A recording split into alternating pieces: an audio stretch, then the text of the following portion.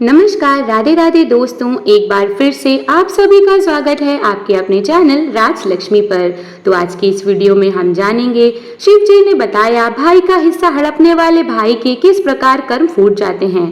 मित्रों, एक बार माता पार्वती ने भगवान शिव से कहा, हे प्रभु, आज मेरे मन में एक प्रश्न उठ रहा है। यदि आप मेरे प्रश्न के उत्तर देकर आप मुझे संतुष्ट करेंगे तो मेरे मन को बहुत शांति मिलेगी। तब भगवान शिव कहते हैं, हे देवी, आखिर तुम्हारे मन में कौन सा प्रश्न है। फिर माता पार्वती कहती हैं, हे प्रभु, भाई का हिस्सा हड़पने वाले भाई के किस प्रकार कर्म फूट जाते हैं जिससे भाई भाइयों के अंदर बैर हो जाता है और भाई भाई का दुश्मन बन जाता है। मेरे प्रिय मित्रों, भगवान शिव कहते हैं, हे पार्वती, यह तुम्हारे प्रश्न बहुत ही ज्यादा महत्वपूर्ण है और जो भी व्यक्ति इस प्रश्न के उत्तर को समझकर इस पर्याप्त ज्ञान को अपने जीवन में उतार लेता है उसे जीवन में सुख की प्राप्ति होती है। फिर मित्रों, भगवान शिव कहते हैं, हे देवी पार्वती, अब मैं तुम्हें तुम्हारे इस प्रश्न के उत्तर को एक छोटी सी कथा के माध्यम से देने वाला हूँ। इस कथा के माध्यम से तुम अपने इस प्रश्न के उत्तर को ठीक तरह से समझ पाओगी, परंतु मेरी एक शर्त है, जब तक मैं इस कथा को सुनाऊं तब तक तुम्हें कथा को ध्यान से सुनना होगा। तब माता पार्वती कहने लगी, हे प्रभु, मैं आपको वचन देती हूँ कि इस कथा को मैं पूरे मन और लगन से सुनूंगी। आप कृपया उस कथा को आरंभ करें। तो मित्रों, आप सभी से भी विनती है कि आप भी इस कथा को पूरा जरूर सुने। इसे आधा अधूरा सुनना पाप माना जाता है। कथा को शुरू करने से पहले कमेंट बॉक्स में हर हर महादेव अवश्य लिखें। मित्रों, एक नगर में एक सेठ रहता था। उसके दो पुत्र थे। बड़ा बेटा चालाक और बेईमान किस्म का था, वहीं छोटा बेटा सीधे सीधे स्वभाव का था। सेठ के पास में धन की कोई कमी नहीं थी। इस प्रकार से सेठ अपने परिवार के साथ में हंसी खुशी से अपना जीवन यापन कर रहा था। वहीं एक समय ऐसा आता है कि सेठ का देहांत हो जाता है। फिर सेठ की मृत्यु हो जाने के बाद में सेठ के बड़े बेटे के मन में विचार आता है कि पिताजी इस दुनिया में नहीं रहे, दोनों भाइयों के बीच में संपत्ति का बंटवारा हो जाना चाहिए। फिर सेठ के बड़े बेटे ने अपने छोटे भाई को बंटवारा करने के लिए बुलाया और कहा, पिताजी अब इस दुनिया में नहीं रहे तो हम दोनों के बीच में संपत्ति का बंटवारा हो जाना चाहिए, ताकि समाज में लोग यह ना कह सके कि बड़े भाई ने छोटे भाई का हिस्सा नहीं दिया। अब तुम एक काम करो, चलो साथ साथ बैठ करके बंटवारा करने से पहले खाना खा लेते हैं, उसके बाद से फिर संपत्ति का बंटवारा करेंगे। मित्रों, भगवान शिव कहते हैं, हे पार्वती, इस प्रकार दोनों भाइयों ने साथ में खाना खाया और फिर छोटे भाई ने अपने बड़े भाई को जवाब दिया, बट भैया, बंटवारा आप ही कर लेते, मुझे अपना हिस्सा दे देना, बाकी आप रख लेते, मुझे बुलाने की क्या जरूरत थी। फिर सेठ का बड़ा लड़का कहने लगा, नहीं भाई, मैं यह सुनना बर्दाश्त नहीं कर सकता हूँ कि बड़े भाई ने छोटे भाई का हिस्सा मार लिया है। फिर मित्रों, भगवान शिव कहते हैं, हे पार्वती, इस प्रकार सेठ का बड़ा लड़का बंटवारा शुरू करता है और खाने पीने की चीजों से दो थालियों को सजाता है। एक थालियों में मिठाई ज्यादा थी, वह इस वजह से वो थाली काली काली नजर आ रही थी। वहीं दूसरी थाली में पापड़ चावल भुजिया आदि थे, इसलिए वह थाली भरी भरी नजर आ रही थी। जो थाली खाली खाली दिखाई पड़ रही थी उसमें कीमती मिठाइयाँ, दूध, पाक, मलाई, बर्फी आदि रखी हुई थी। और फिर थालियों को सजा देने के बाद सेठ का बड़ा लड़का अपने छोटे भाई से कहने लगा, जैसे भी खाना चाहो वैसी थाली उठा लो, क्योंकि सेठ का बड़ा लड़का यह जानना चाहता था कि बंटवारे के समय उसका छोटा भाई किस बात को तवज्जो देता है, ज्यादा माल लेना पसंद करता है या कम माल लेना पसंद करता है। क्योंकि सेठ के छोटे लड़के को मीठा खाना कम पसंद था, इसलिए उसने पापड़ भुजिया वाली थाली उठा ली और कहा, भैया, मुझे यह खाना पसंद है। और ऐसा कहते हुए छोटा भाई खाना खाने लगा। इस प्रकार सेठ का बड़ा लड़का समझ गया कि मेरे छोटे भाई को ज्यादा माल चाहिए, वो लालची है, इस कारण उसने ज्यादा खाना भरी थाली ली है। अब बंटवारे में मजा आएगा। और फिर ऐसा सोचते हुए सेठ के बड़े लड़के ने बंटवारे के लिए एक नई तरकीब सोच ली।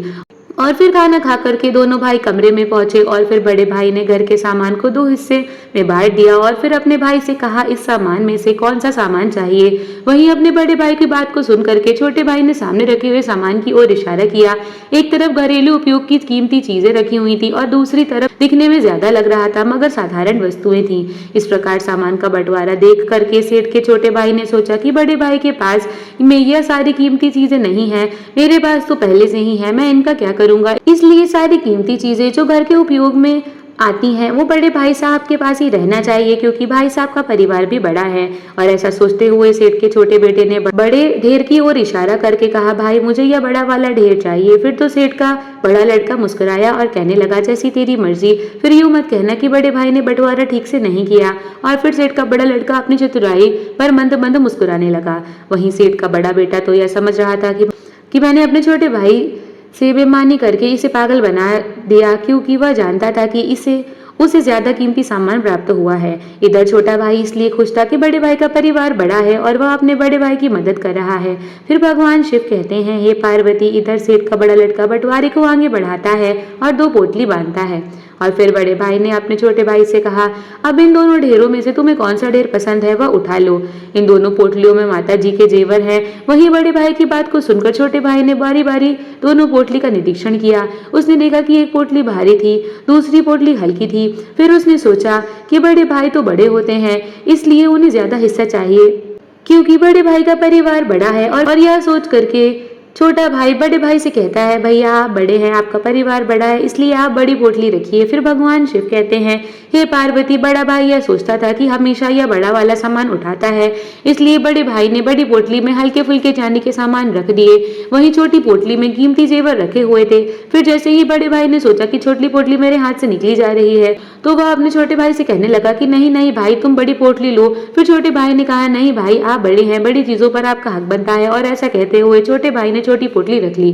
फिर तो ऐसा नजारा देख करके सेठ का बड़ा लड़का चकित रह गया, क्योंकि उसने बड़ी पोटली में चांदी के जेवरात रखे थे और छोटी पोटली में सोने के जेवरात रखे थे, क्योंकि वह जानता था कि छोटा भाई लालच में आकर बड़ी पोटली उठाएगा, जिससे उसके पास में चांदी के जेवरात चले जाएंगे और सोने के जेवरात उसके पास आ जाएंगे। मगर यहाँ पर तो सब उल्टा ही हो गया। फिर मित्रों, भगवान शिव कहते हैं, हे पार्वती, इस पर सेठ के बड़े लड़के ने अपने छोटे भाई से कहा, इस बार तू बंटवारा करना, नहीं तो लोग कहेंगे कि बड़े भाई ने बंटवारा करके छोटे भाई को ठग लिया है। क्योंकि बड़े भाई ने सोचा छोटा भाई बंटवारा करेगा तो फिर मैं उठाऊंगा, परंतु इधर छोटे भाई का हृदय कोमल था। वह बड़े भाई का हित चाहता था, क्योंकि बड़े भाई के बच्चे ज्यादा थे, इसलिए छोटे भाई चाहता था कि जमीन का ज्यादा हिस्सा बड़े भाई साहब को मिले। इसलिए वो अपने बड़े भाई को अपने पैतृक घर पे ले गया और उसने अपने बड़े भाई से कहा, भाई यह अपना पैतृक मकान है, पिताजी ने आपके जाने के बाद में इसे बनाया था। फिर तो सेठ के बड़े लड़के ने देखा कि एक ओर 2 मकान और 3 मंजिल भवन खड़ा है, वहीं दूसरी ओर एक दुकान के पास से अंदर जाने का गेट है। यानी एक ओर तो मंजिल भवन के साथ 2 दुकानें बनी हुई हैं, वहीं दूसरी ओर एक दुकान और पीछे जाने का गेट है। मित्रों, फिर भगवान शिव कहते हैं, हे पार्वती, बड़ा भाई नहीं चाहता था कि जेवरात की तरह वह ठग जाए, इसलिए उसने अपने छोटे भाई से कहा, तुम ही बताओ मुझे कौन सा हिस्सा लेना चाहिए। फिर तो छोटे भाई कहने लगा, भाई साहब, मेरी राय में तो आप दूसरा हिस्सा ले लीजिए। वहीं छोटे भाई की बात सुनकर बड़ा भाई सोचने लगा, यह तो छोटा भाई होकर भी बड़े भाई को ठगना चाहता है, स्वयं तो वह मंजिल मकान और 2 दुकान हड़पना चाहता है। ऐसा सोचते हुए बड़े भाई ने छोटे भाई से कहा, मेरा परिवार बड़ा है, इसलिए मैं चाहता हूँ कि ये बहुमंजिल मकान मैं अपने हिस्से में रख लूं। इस प्रकार बड़े भाई की बात को सुनकर छोटे भाई ने कहा, भैया आप हिस्सा लेने से पहले एक बार दूसरा हिस्सा देख लें, क्योंकि छोटा भाई मन ही मन सोच रहा था कि बड़े भाई को ज्यादा हिस्सा मिले, क्योंकि दूसरे हिस्से के अंदर 8 मकान और लंबा चौड़ा खेत था, साथ ही बहुत सारे मवेशी भी थे। इसलिए बड़े भाई के परिवार का गुजारा अच्छे से हो जाएगा और मुझे भी बड़े भाई की सहायता करने का मौका मिल जाएगा। बस यही सोचकर छोटे भाई ने अपने बड़े भाई से कहा था कि बड़े भैया एक बार चलकर दूसरा हिस्सा देख लें, फिर निर्णय लेना तुम्हें कौन सा हिस्सा लेना है। फिर मित्रों, भगवान शिव कहते हैं, हे पार्वती, जो भाई बेईमान होता है और भाई के प्रति नियत साफ नहीं रखता, ईश्वर उसकी बुद्धि का हरण कर लेते हैं। और फिर सेठ के बड़े लड़के की बुद्धि खराब हो गई और वह सोचने लगा कि छोटा भाई उसे ठगना चाहता है। इसलिए बड़े भाई ने कहा, मुझे कुछ नहीं देखना, यह दूसरा हिस्सा तेरा है और पहला हिस्सा मेरा रहेगा। वहीं छोटे भाई ने कहा, भैया एक बार सोच लो और देख लो, फिर मत कहना यह क्या हुआ, आपको ज्यादा हिस्सा चाहिए, इसलिए आप यह दूसरा हिस्सा ले लें। वहीं बड़े भाई की बुद्धि काम नहीं कर रही थी। वो जानता था कि खाली जमीन से ज्यादा हिस्से में उसका यह बहुत मंजिल मकान यह अच्छा है, इसलिए उसने छोटे भाई की बात नहीं मानी और सभी पंचों के सामने अपने अपने हिस्से का बंटवारा लिख लिया। फिर बंटवारा हो जाने के बाद में छोटे भाई ने बड़े भाई से कहा, आपको तो 2 मंजिल मकान मिल गया, अब आप एक बार मेरे भी मकान वाला हिस्सा देख लो। और फिर ऐसा कह करके छोटे भाई बड़े भाई को अपना हिस्सा दिखाने के लिए दुकान के पास वाले गेट के अंदर ले गया। आगे छोटा भाई था, पीछे पीछे बड़ा भाई चल रहा था। फिर जैसे ही बड़ा भाई गेट के अंदर गया, उसे गेट के पीछे लंबा चौड़ा खेत नजर आया। सामने की तरफ 8 भवन बने हुए थे, एक कई मवेशी भी चल रहे थे। फिर तो ऐसा नजारा देख करके बड़ा भाई दंग रह गया और छोटे भाई से कहने लगा, यह हिस्सा पिताजी ने कब खरीदा था? तब छोटा भाई कहने लगा, भैया आपके जाने के बाद में पिताजी ने इसे खरीदा था, इसीलिए तो मैं आपसे बार बार कह रहा था कि आप बड़े हैं, आपको बड़ा हिस्सा चाहिए, मगर आप माने ही नहीं। फिर मित्रों, भगवान शिव कहते हैं, हे पार्वती, आखिरकार बड़ा भाई क्या कर सकता था, क्योंकि बंटवारा हो चुका था। और फिर छोटे भाई के महल को देख करके बड़े भाई को एकदम से दिल का दौरा पड़ गया और उसकी मृत्यु हो गई। इसीलिए कभी भी भाई के हिस्से की बेईमानी नहीं करनी चाहिए, और जो भाई भाई के हिस्से की बेईमानी करते हैं उनकी हालत सेठ के बड़े बेटे की तरह हो जाती है। मित्रों, किसी ने सच ही कहा है, बाप बड़ा ना भैया, सबसे बड़ा रुपया। यह आज से नहीं, यह कहावत तो पहले से ही चली आ रही है। इसलिए मित्रों, भाई से हमेशा प्यार करना चाहिए, क्योंकि भाई जैसी चीज दुनिया में दूसरी कोई नहीं है। कहते हैं ना, जिस घर में भाई भाई का प्यार बना रहता है वह घर स्वर्ग बन जाता है। इसलिए मित्रों, हमेशा भाई के साथ मिलकर रहना चाहिए। तो मित्रों, आशा करती हूँ कि आपको आज की कथा पसंद आई होगी, और अगर आप इस चैनल पर नए हैं तो हमारे चैनल को लाइक करिए, वीडियो को सब्सक्राइब करिए और कमेंट बॉक्स में जय माता लक्ष्मी लिखना ना भूलें। माता लक्ष्मी की कृपा आप सभी पर बनी रहे। हमारे वीडियो पर अंत तक बने रहने के लिए आप सभी का बहुत बहुत धन्यवाद।